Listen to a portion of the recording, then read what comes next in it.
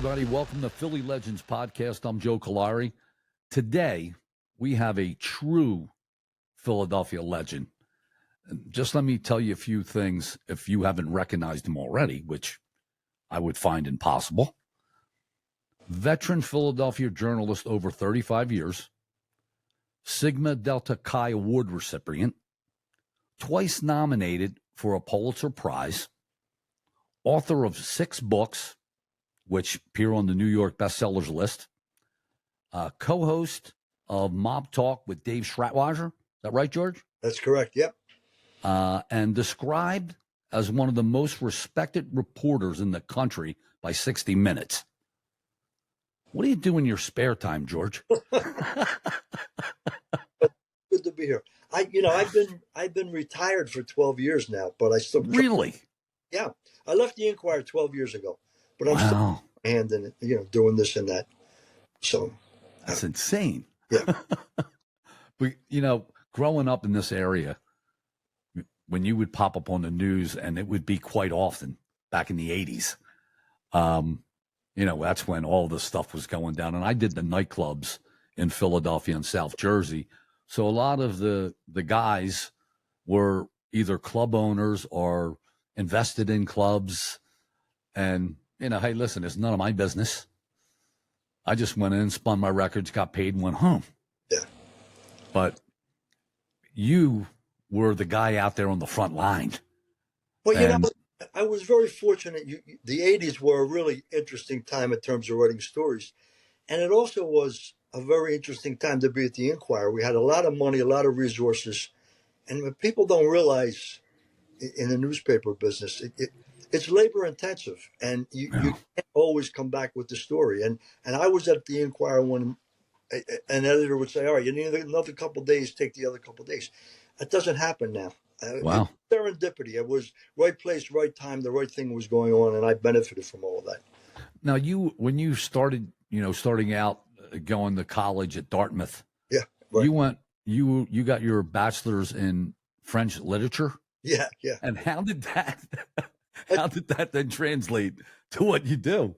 Well, I mean, it's interesting. I was up there in New Hampshire, and I was the first person in my family to go to college, and I spent a semester in France.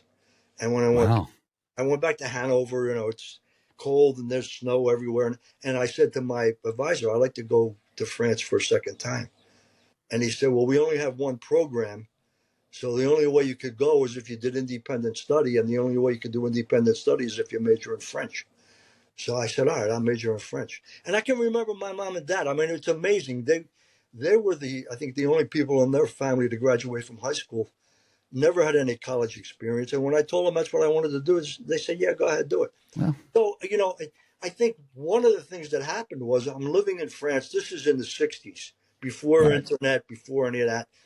And I'm reading the newspaper every day, the International Herald Tribune. And that's what attracted me to the newspaper business. It was my way of finding out what was going on at home. And then I remember reading Jimmy Breslin and say, hey, this is really cool, the way this guy writes. And I think that's what did it. So majoring in French got me where I ended up.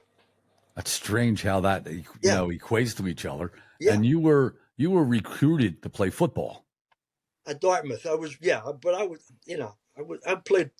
played football in high school. I was too small. I played for a year, and then I played rugby. I got out of okay. Even in an Ivy League school, football, it takes up a lot of your time, and I went to other things. So, and what was your first job? The first job I had, I come out of Dartmouth. I had wrecked my shoulder playing football and then rugby, so I failed my physical. This was during Vietnam. So then I went and applied for a job at a small newspaper in Woodbury, New Jersey. And I got a job as a sports writer because the editor knew me from when I played ball. And I spent a year as a sports writer and then segued over to the news side and then just built off of that. Wow. Yeah. And who would have thought that it would have led to, I guess, writing for the Inquirer? Yeah, the Inquirer was, at that point, I think one of the best papers in the country. And you aspire to get there. And I spent 4 years at the Woodbury Times, a year at the Courier Post, and then the Inquirer expanded into South Jersey. Again, serendipity. They needed reporters in New Jersey, and I got hired. And I was based in Gloucester County for a while, and then they sent me to Atlantic City at the start of the casino gambling era, and that's when things really took off in terms of writing about the mob. Right. And why do you think that the public has this fascination? It's almost like they're heroes. Well, I think the American, that's an interesting question. I think there's always been a fascination with the outlaw, whether it's Billy the Kid, Bonnie and Clyde, John Dillinger. Americans like that rogue, somebody who operates outside the law, and it's living vicariously. You don't want to be that person, right? But you want to know about that person, and you're interested in that person. I think that's part of what the American psyche is, and you could you can almost live through there. Yeah, I don't want to get political, but you could say that we got a president that fits that mold today too. That's the outlaw, but yeah, that could be another show for 4 or 5 hours. Yeah. Now, there was another thing that I read about Stanfa. Yeah. About, you didn't know about this. You found out about it after the fact that he had put a hit out on you. Yeah. Yeah. I mean, that was, you got to remember, John Stanfa was born and raised in Sicily. Came here as an adult. So he was part of the Sicilian Mafia before he got to America. And in Sicily, they kill judges, they kill prosecutors, they kill reporters. If you're not with them, you're against them. Stanfa had that same mentality, and he got pissed off at a bunch of stories I was writing. Because, again, people don't understand the newspaper business. Anytime I'm writing a story about John Stanfa, I got to call him up. And I don't expect him to say anything to me, but I would always call up the contact groups out on Southwest Philly, and I would call and say, "This is Anastasia. I want to talk to Stanfa." Boom, they'd hang up the phone. Then I would write the story. So apparently he got pissed off at that and put a hit out on me. But it obviously didn't happen. I'm still standing here. But right. I mean, that's got to be scary. And that, I mean, you're just doing your job. Yeah. But some of these folks are not stable mentally. Well, I mean, by the time I found out about it, Stanfa was already in jail. And the way that happened is one of the guys who was assigned to do the hit, Sergio Battaglia was his name. He ended up being convicted, and he started to cooperate. So I'm in my office the Inquirer had an office in Cherry Hill, and I get a collect phone call from prison. And I always accepted to collect phone calls from prison because, so it's Sergio, and he says, "Listen, I want to let you know, I started to cooperate, and some stuff is going to come out about you." And I said, "Well, what do you mean?" He said, "Well, back in the time, Stanford was pissed off, and he told me to get some hand grenades, find out where you live, and throw them through the window." And he said, "But it was nothing personal." I said, "Sergio, I got a wife and 2 kids. Hand grenades come through the window. It's very personal." He said, "By the time we got the grenades, we were so caught up in the war with Joey Merlino that we stopped looking for you." So I think that's the only time I had a real problem. And I didn't find out about it till after the fact. And it was an aberration because of who Stanfa was. I mean, Stanfa never liked me. Bruno was a gentleman, but would tolerate me.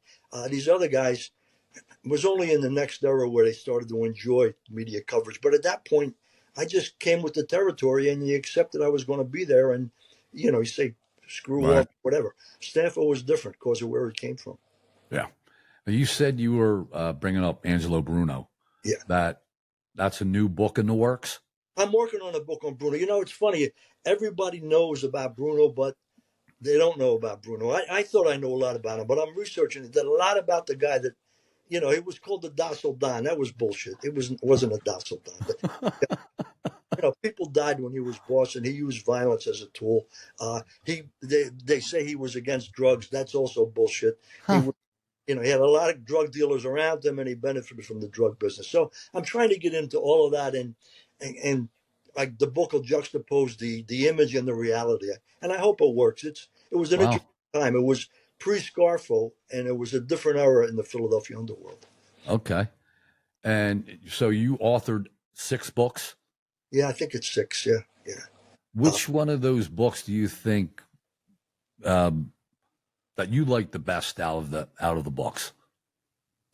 I tell you, the book I like the best has nothing to do with the mob. It was the book I wrote about the Tom Capano, Anne Marie Fahey murder case down in Wilmington, Summer Wind. It's kind of a Okay. story, but it was a story that really talked about America and what we value and what's important. And I don't know if you remember that murder case, but it was a fascinating. I don't, but I remember the book. Yeah, Tom Capano was a prominent attorney in Wilmington and killed his mistress, dumped her body in the ocean. Oh yeah, I do remember that. Yeah, and Yeah. the title of the book was "The Summer Wind," which is my favorite Frank Sinatra song, and the title comes from Capano's brother had a boat called the Summer Wind on which they put her body and took it out to sea and dumped it. So I do remember that now. That was insane. That story. yeah. So that I mean, all your books are like you like them for different reasons, but that one I think is the one that resonates with me. Is you hate to say you enjoyed it because it's about a horrible incident, but I think it was a good book, and I was proud of it. Yeah. What do you think the difference is between the mob today compared to yesterday? I mean, simply put, here's the difference. Angelo Bruno was the boss for 21 years. Basically, make money, not headlines, stay in the shadows. Joey Merlino's doing a podcast. So what does that tell you about where they are? You know what I mean? The old time mob guys are rolling in their grave about this stuff. It's supposed to be a secret society. It's supposed to be stay in the shadows. Don't call attention to yourself. John Gotti changed a lot of that. John Gotti became a celebrity gangster in New York. And what came after Gotti was this whole, look at me, I'm a gangster. What's the point of being a gangster if nobody knows who you are? Well, Bruno would say that's the whole point of the thing. They don't need to know who you are. But what's happened is maybe it's almost the Americanization of the mafia. It's this whole ego-driven, narcissistic, and again, not to be political, but we're talking about a guy who's the president who has that same mindset, that same look at me, look at me, look at me. And I think the same thing happened in the mob. It started with Gotti and continued right through to the present. There's a lot of these guys. Yeah, there's a lot of them. What's interesting, Joe, and again, we can go in so many different directions. The internet, social media, undermined all of that too, because everybody and anybody can be out there now saying whatever the hell they want to say. Is it real? Is it not real? That's another thing that I think people don't appreciate about newspapers. I couldn't write a story without an editor or two going through it and saying, well, how do you know this? How can we say that? Is that right? People go up on the internet, they do and say whatever they want and put it out there. And then consumer, instead of the reader, it's the viewer, the listener. How do they determine? Where's the filter? And we're going to pay a price for this. I said it, and this is something that I repeat over and over again. But back when Facebook first came out, what I said was, that's the end of relationships. Yeah. Because you can have a conversation with your eighth grade lover.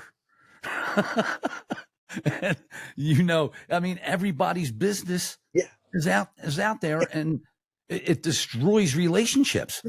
And now there's a mindset that people think everybody wants to know all their business. I don't want to know your business. Exactly. But there's an old, I guess it was a French philosophy about technology. Just because we can do it doesn't mean we should do it. Right. And we've lost sight of that. Not everything needs to be done. We don't all need to be out here telling everybody what kind of coffee we had in the morning. Exactly. Now, Joey Merlino, I mean, I've watched this podcast. I mean, he's really good at what he does. Oh, look, he's always been personable, always been charismatic.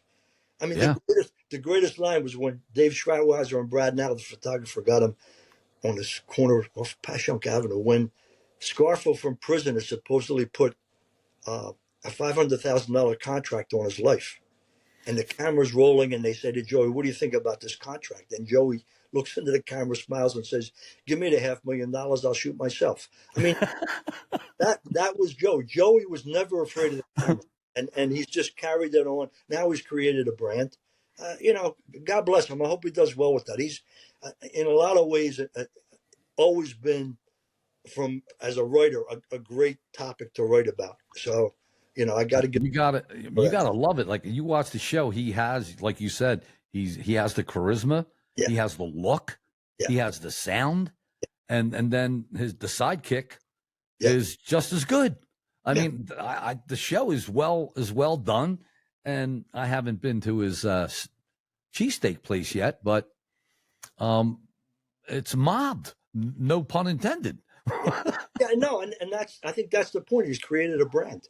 Yeah, But the difference is, Angelo Bruno would never think about doing that. yeah, That wouldn't be part of if it's, you just don't do that. If you're a mafioso, you don't do that. Now, Joey say he's no longer involved, and so now I think, and I've not talked to him directly about this. I think what's motivating him is there were several guys who were cooperators who became somewhat famous by doing podcasts. Michael Franzese. yeah. And I think Joey looked around and said, why should they benefit and I don't benefit? They cooperated. They were, in his world, rats, and now look what they're doing. I'm not a rat, but I'm going to tell my side of the story, and that's what he's doing. Yeah. So, as I said, it's the internet has changed the whole dynamic. I couldn't do today what I did 20 years ago. I was kind of the middleman between the public and the mob. They don't need a middleman anymore. If you're interested in that, there's 8 million sites you can go to online and hear real guys talking. So, and you're doing the show with Dave. Yeah. And how's that going? You know what? When we first started doing it for Fox many years ago, there was a lot more to talk about than there is now. So we don't do it as often as, we used to do the Fox show once a week. You can't do it. There's not enough happening anymore. Right. So we update what's going on, and but I don't want to keep repeating the same story over and over again. That's the risk you're on. If you watch these podcasts like with Gravano and Franzese, they're both very good, but it gets repetitive because there's not a lot of contemporary current issues going on. The mob is not what it used to be. It's no longer the 500-pound gorilla in the underworld. So right. Yep. What's there? How about the book with Glen Macnow? A lot of fun with that. We had a really great time. I listened to him for years on WIP, and I know he was really into writing the books, and that had to be fun going through the film. The ultimate book of gangster movies, yeah. And, people say, well, what's your favorite movie? And we rank them. It's subjective, but of all of the movies, my favorite movie is The Pope of Greenwich Village. Really? Yeah, with Mickey Rourke and Roberts. And yeah, right. Yeah. To me, it was it's not glamorous. It's about two guys, street corner guys, trying to make it and how they do it. And ironically, that I mentioned the Sinatra song, "The Summer Wind." I think you hear that 4 different times in that movie. It's right. Yeah.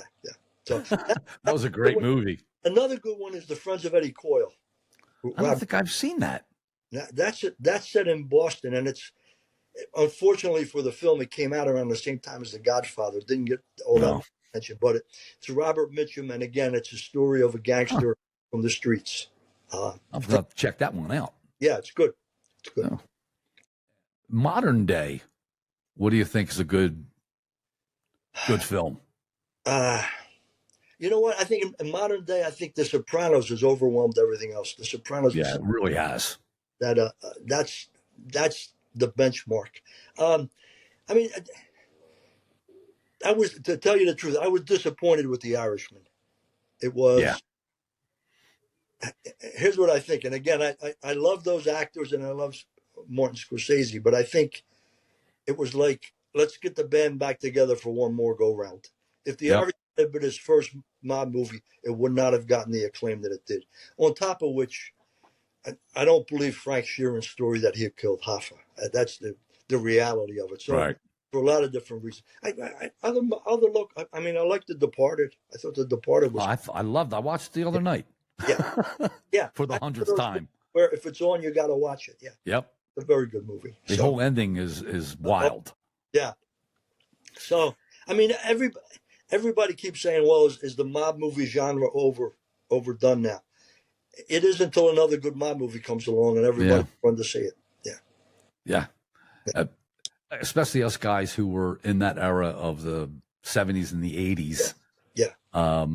It has a different, because like I said, being in the nightclubs in this area, Sure. you know, certain people would come in, you know, the buzz would go around the club, you know, and even as far as some of the people I worked for, allegedly, Yeah. but I never, it was never part of what I did or wanted to have any knowledge of. I was just like, you know what? It's none of my business. Now, the smart guys who were in that life realized that legitimate business is a legitimate business, and you don't need to cross over and mix the two. So they might be doing something over here that you don't want to be involved in, but they're running a legitimate club, and you're nothing. That's they. A lot of them were entrepreneurial, and they knew how to make money. Yeah. Whether it be pizza shops or restaurants or nightclubs, they were and hard workers. You know what? I had a guy tell me, and this I teach a course at Rowan University on organized crime, and the first lecture I give is about this guy in North Jersey, who I was talking to one time. He was a mobster, and we're talking about legalized bookmaking and legalized prostitution and the morality of it all. And he said to me, he said, you don't understand. Most people don't understand. In our world, vice is commerce. It's not about is it right or wrong. It's not is it moral, immoral. It's commerce. It's a way to make money. That's what it's about. That's what drives us. And sometimes we're in legitimate business. Sometimes it's illegitimate business. But it's all about making the money. Vice commerce. Yeah. That's true. And that, you know, it's I think that's the perspective you got to take when you're trying to figure out who these guys are and what they're doing and what they're about. Yeah. Now you brought up Hoffa. Yeah. You being who you are with all the studying and people you've spoken to, what do you think happened to Hoffa? I think Hoffa got killed not far from where he was abducted, and I think his body was cremated.